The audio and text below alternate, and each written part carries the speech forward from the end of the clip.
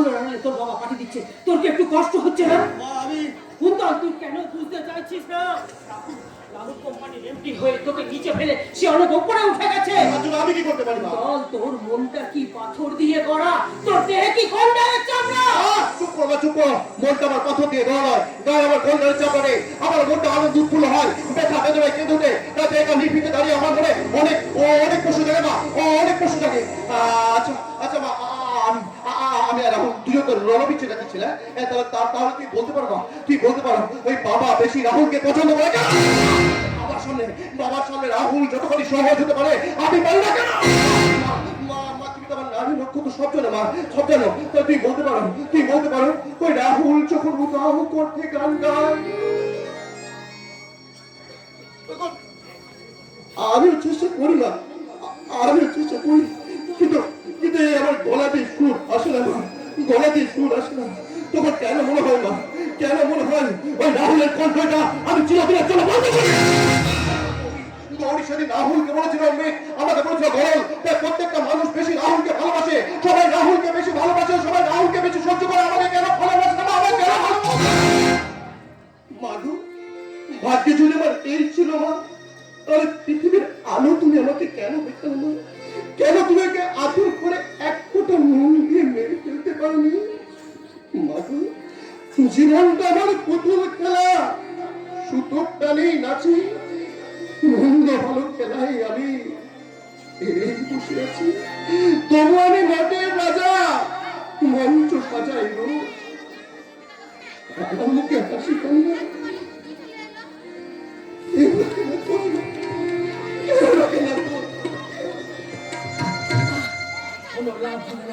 এর জন্য দায়ী ওই রাহুল। আমি রাহুলের জীবন থেকে সুখ কেড়ে নেবো। দ্বিতীয়বার তুমি এই কথা উচ্চারণ করবে না। আর বাদ করবো, তার জন্য তুমি আমার ছেলে কুন্তলকে একদম সহ্য করতে পারো না। ভুল মঞ্জুরি, ভুল।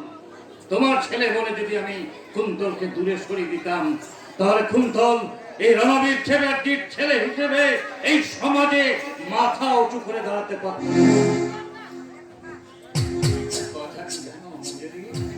মানুষ যখন জব থেকে দাঁড়ায় উঠে আসে না, তখন কথা শুনে যায়। তুমিও আজ জব থেকে দাঁড়ায় উঠে এসে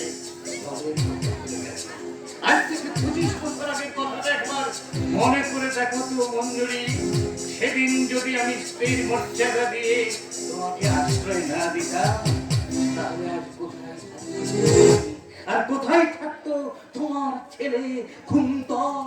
ও, তার জন্যই বুঝি তোমার ছেলেকে তুমি কোম্পানির এমডি করেছো? রাহুল হচ্ছে যোগ্য ব্যক্তি। খবরদার, ওই নামটা তুমি আমার সামনে উচ্চারণ করবে না। আর একটা কথা মনে করিয়ে দিতে হয়, আবার সেই 25 বছর আগের কথা মনে আছে? তুমি আমার ছোট্ট রাহুলকে ধরে বলেছিলে, আজ থেকে রাহুল আমার বড় ছেলে, আমি রাহুলের ছোট মা। তাহলে মা হয়ে তুমি সন্তানকে স্নেহ করবে না কেন? আমি তোমার কথা প্রতিবাদ করছি বাবা। কিছু বাবা বলো, পৃথিবীতে এমন কোনো মা নেই যে সন্তানের জন্য এক ফোঁটা সিনেমা নষ্ট হয়ে পড়ে। ছোট মা, তুমি বাবার কথায় রাগ করো না। এগুলো কি? এগুলো তোমার জন্য একটা শাড়ি আর বাবার জন্য একটা চাদর এনেছি। ওই দিদি, এই দেখো, এই তো শোন, তোর ওই অ্যাক্টিং দেখে না ওই রণবীর চ্যাটার্জি বলতে মঞ্জুরি চ্যাটার্জি কখনো কোথায় যাচ্ছিস রাহুল? কোথায় যাচ্ছিস? মরচিকা এক বুক তৃষ্ণা নিয়ে ওর কাছে ছুটে গেলেও এক বিন্দু জল পাবি না, আমি শুধু বাড়ি। তুমি বুঝতে ভুল করছো বাবা, ছোট মার মনে হয়তো কোনো ব্যথা আছে। তুই কে রে কত ভাগা? তুই কে? এই ক্ষমার মহত্ব তুই কোথা থেকে অর্জন করেছিস বাবা? আমি তো আমার নেই বাবা, আমার এই জ্ঞান দর্পণের মধ্যে তুমি যেটুকুই দেখতে পাচ্ছ সবই তোমার প্রতিরূপ। তোমার এই বৈষ্ণব মনে আমি এক প্রতিবিম্ব বাবা, আমি এক প্রতিবিম্ব। আমি ধন্য হলাম, আমি তোর কথা শুনে ধন্য হলাম। তোর কথা শুনে মনে হচ্ছে যে আমার এই প্রভক্তের জানালায় দাঁড়িয়ে আমি সারা গায়ে মেখে নিলাম বারাকে ধুতি। আমি আমি তোকে আশীর্বাদ করছি রে বাবা, তুই বড় হো, আরো আরো বড় হো, আরো। পিসমশাই, আপনার আশীর্বাদে এইটুকু আমি কি দিতে পারি না? গরিমা কখন চলে এলে তুমি? বাবার আশীর্বাদের ভাগটা তুমি নিয়ে নিলে। পিসমশাই, দেখছেন তো আপনার ছেলে কিরকম হিংসুটে। তোদের এই খুনসুটি থেকে না আনন্দে বুকটা আমার একেবারে ভরে যায়। তাই এই আনন্দ উচ্ছ্বাসটাকে আমার বাড়িতে চিরদিনের জন্য ধরে রাখার জন্য না আমি খুব তাড়াতাড়ি তোমাকে বাড়ির ঘরে বউ করে নিয়ে আসবো। রাহুল, কনগ্রাচুলেশন। থ্যাংক ইউ গড়ি, কিন্তু গড়ি আমি তো বলছিলাম পারি তো রাত্রে। রাত্রে আসতে পারবো না, তাই তো এখনই চলে এলাম। ও ঠিক আছে ঠিক আছে, বলছিলাম কি বাবার কথা শুনলে তো? হ্যাঁ, শুনলাম। তোমার সঙ্গে আমার বিয়ের ব্যাপারে একবারে পাক্কা। পাক্কা তো? বলছিলাম এই সময় বাড়িতে কেউ নেই, তাই তোমার ওই সুন্দর ফটকে আমার গালে একটা আলপনা। আরে বাবা হ্যাঁ হ্যাঁ, তুমি যখন দিতে চাইছো না তখন আমি না হয়। ঠিক আছে, তুমি এনে দাঁড়িয়ে বদমাইশি করো, আমি বাড়ি চললাম। আরে আরে কোথায় যাচ্ছ কোথায় যাচ্ছ? এখন পালিয়ে গেলে পুলিশ সাথে রাতে তুমি কোথায় যাবে? তোমাকে ঠিক এইভাবে জড়িয়ে ধরে বলবো, বলবো শুনে। এই রাত তোমার আমার, আচ্ছা, ওই চাঁদ তোমার আমার, শুধু দুজনে এই রাত শুধু যে জানে, ওই চাঁদ শুধু যে জানে, শুধু দুজনে এই রাত তোমার আমার, ওই চাঁদ তোমার আমার, শুধু দুজনে এই রাত শুধু যে জানে, এই চাঁদ দুটি জানে,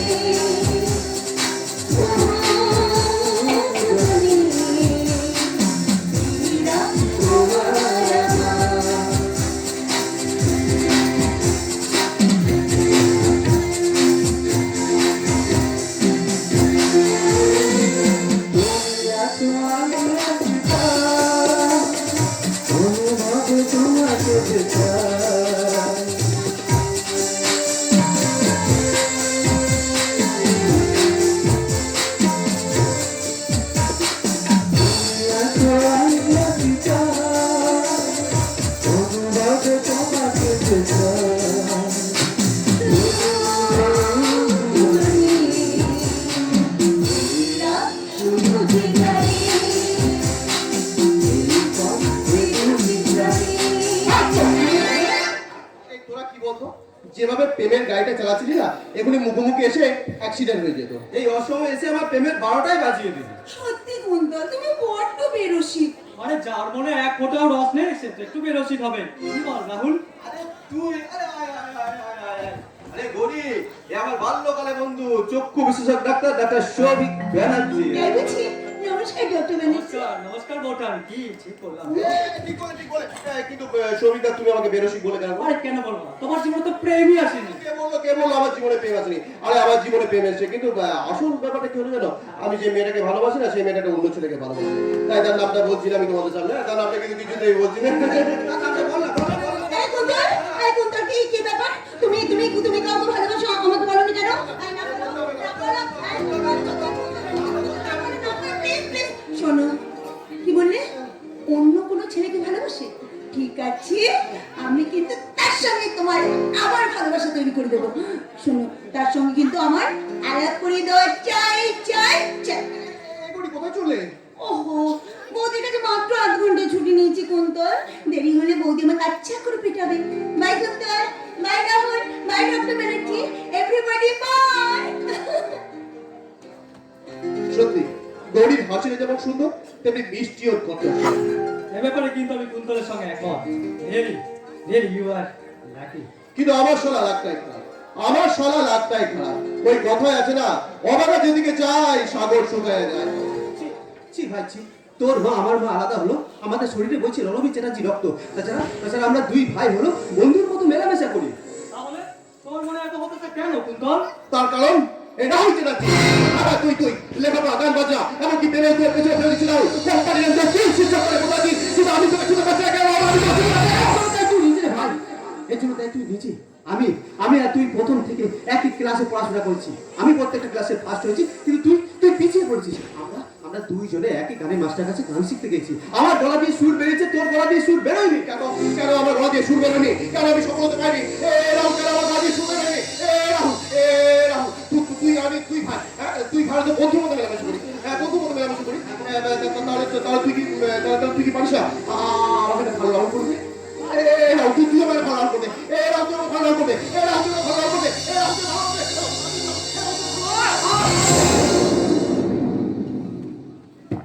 রাহুলের বন্ধু হিসাবে আমি বলছি, তুই কুন্তলের উপর মিথ্যে রাগ করছো। বিজ্ঞানের ছাত্র হিসাবে আমি জানি সমাজের প্রতিটি মানুষ জন্ম নেয় তার নিজস্ব দোষ গুণ নিয়ে। জেনেটিক্স থিওরি অনুযায়ী প্রতিটি মানুষের চারিত্রিক বৈশিষ্ট্য নির্ধারণ করে তার জিন, আর জিন দ্বারা পরিচালিত হয় তার জ্ঞান, বুদ্ধি ও ব্যবহারিক জীবন। মানি না, আমি মানি না, কিছুই মানি না। আমার দৃঢ় বিশ্বাস তোমাদের দুজনের জিনের মধ্যে একটা পার্থক্য আছে। হ্যাঁ, আমি ঠিকই বলছি রাহুল। তোদের পূর্বপুরুষের কোনো নেগেটিভ জিন ওই কুন্তলের মধ্যে বাসা বেঁধে আছে। তাই ও যতই ভালো কিছু করতে চায়, ফল হয় শুধুই negative.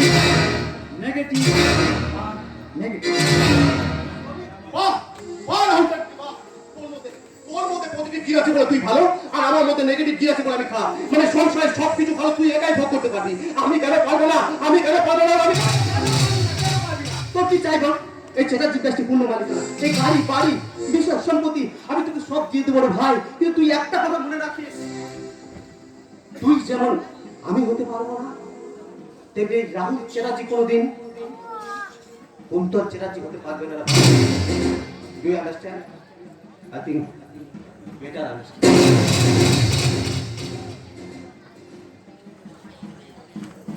Yes, I do better understand.